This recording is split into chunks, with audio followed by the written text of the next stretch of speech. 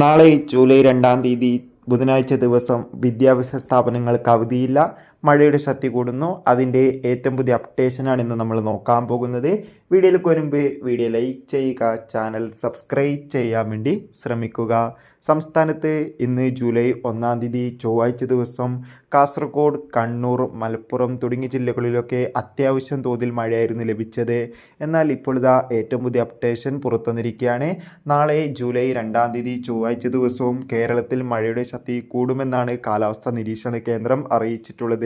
കാസർഗോഡ്, കണ്ണൂർ ജില്ലകളിലൊക്കെ നാളെയും ഒറ്റപ്പെട്ട മഴയ്ക്ക് സാധ്യതയുണ്ടെന്നും അറിയാൻ വേണ്ടി സാധിച്ചിട്ടുണ്ട്. അതോടുകൂടി ഇപ്പോഴത്തെ വിദ്യാഭ്യാസ സ്ഥാപനങ്ങൾക്ക് അവധിയില്ലാന്നും കൺഫേം ആക്കിയിട്ടുണ്ട്.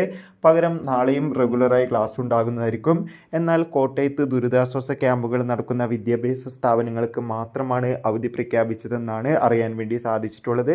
എന്തായാലും നാളെയും ക്ലാസ്സുകൾ ഉണ്ടെന്ന് കൺഫേം ആയിട്ടുണ്ട്.